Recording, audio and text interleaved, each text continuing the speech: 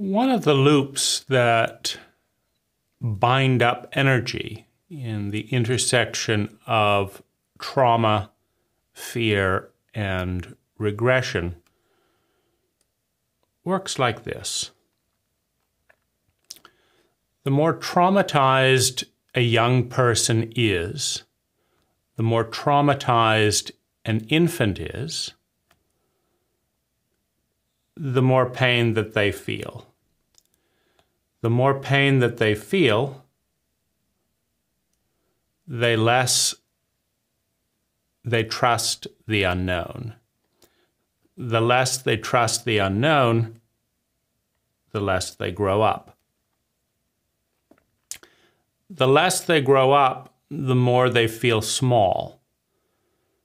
The more they feel small, the scarier the unknown in the world is.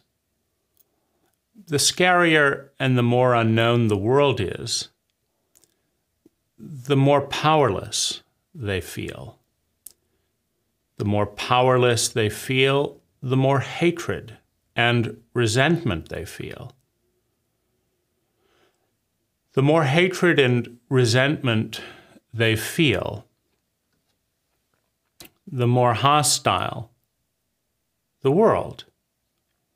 The more hostile the world,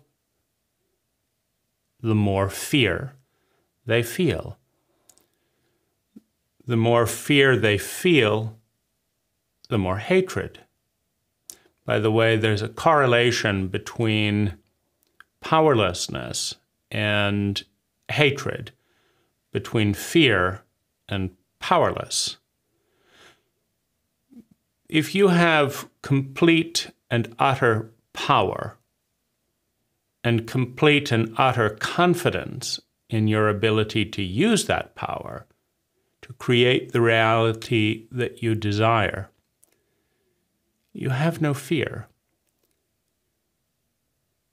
If you have no confidence that you can create, if you have no confidence that you can avoid pain that is terrifying to you, that is overwhelming to you, if you have no confidence that you can avoid pain, you will feel helpless, you will feel small, you will feel shame at every perceived and actual source of pain that you feel powerless to get rid of. And you will hate the people that bring that up, right? If you are afraid of getting hit on the street by every stranger because it's happened too many times in infancy, if your body recoils in terror, you will hate people, you will hate the world because they are too frightening. Take away the fear and the powerlessness, and you remove hate. Take away the hate, and you remove the defensiveness and hostility that is often a response to fear and to hate. Take away that hostility and defensiveness, and you have a friendlier world with less fear.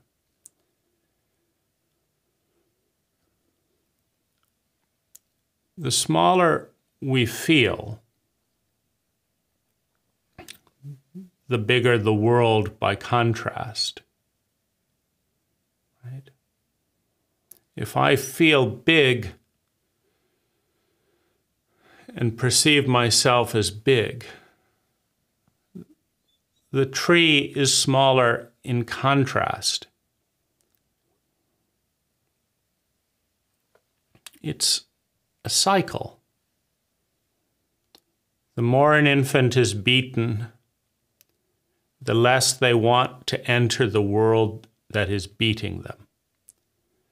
The less they enter the world that is beating them by cowering and being on the sidelines, the less power they have.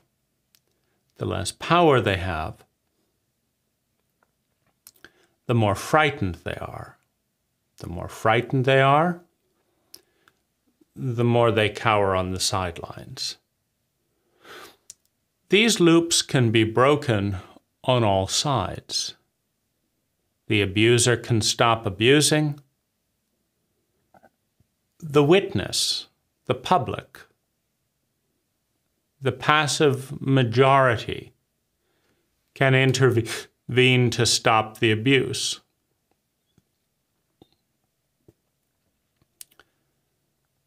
In the case of a grown-up, the abuse survivor may be able to leave. In the case of an infant, they cannot, right? In infancy, there's only two paths to break the cycle. The abuser stops the abuse. The abuser leaves, stops the abuse by leaving or stops the abuse by transcending the abuse cycle. Or the witness, the silent majority in every cult and every culture that allows, that willfully ignores, that doesn't know and doesn't want to know what's going on next door, can stop the abuse. At a governmental level, at a neighborhood level, at a school level, the silent majority can speak up and always holds the power.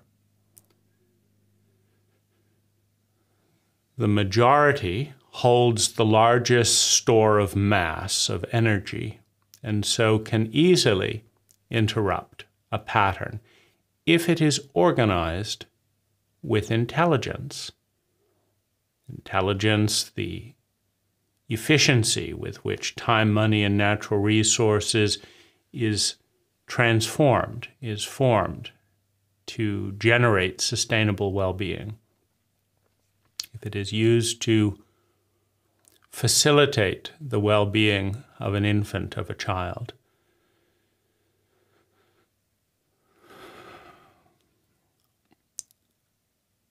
Trauma and hatred terrify an infant, a child, an adolescent, a grown-up. It just requires more energy. The bigger the person, the more energy it takes to traumatize them. Today, if a 30-foot, 2-ton giant knocked off the roof of your house and pulled you out of it and shook you and told you what a piece of garbage you were, you would be traumatized because you'd have the same scale, the same recreation of a child, of an infantile trauma. To an infant, the giants around it are 30 feet tall, weigh 2 tons proportionally to the body of the infant. To an infant, where everything is unknown, it is as shocking to be lifted up and shaken by an elder sibling or something else as it is for you to have your roof ripped off with all your life skills and be faced with the reality that these giants could kill you. Once that happened to you a few times, Tuesday, Wednesday, Friday, different giants ripping you out of your living room, shaking you, telling you you're a piece of garbage, dropping you 20 feet onto the ground, bruised. You might learn helplessness. You might learn terror. If you tried to run and a 30-foot giant easily caught you every time, you might stop running. If you tried to fight and they gave you a life-threatening slap in the face, you might learn to stop fighting.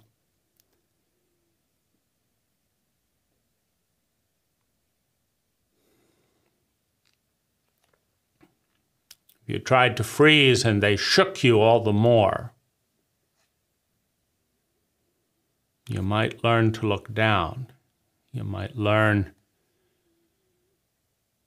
to have and to hold the shame and the worthlessness of your abuser, and you might learn that it is yours for no other reason than it has been given to you, and you don't know how to give it back. And once that pattern happens randomly, you can't predict it, you can't stop it, you can't fight it. You might learn to dissociate and shut down. However, now that you are dissociated and shut down, you cannot function the way you could before. And now that you cannot function, the world is a terrifying place. The world that does not acknowledge what it did. The world that doesn't understand why you have shut down. And the world that will shame and punish you for the symptoms of abuse given by one abuser, by many abusers, and witnessed passively by all. Where do you go now here, other than into a smaller and smaller world, trying to avoid the unknown, trying to hide, filled with terror, filled with hate, filled with loneliness, because without trustworthiness, there is no trust. Without trust, there can be no love. So there's only hate. There's only fear. And it goes round and round and round and round.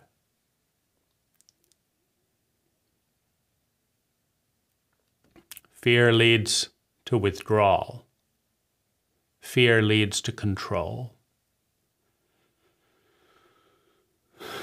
Control leads to isolation.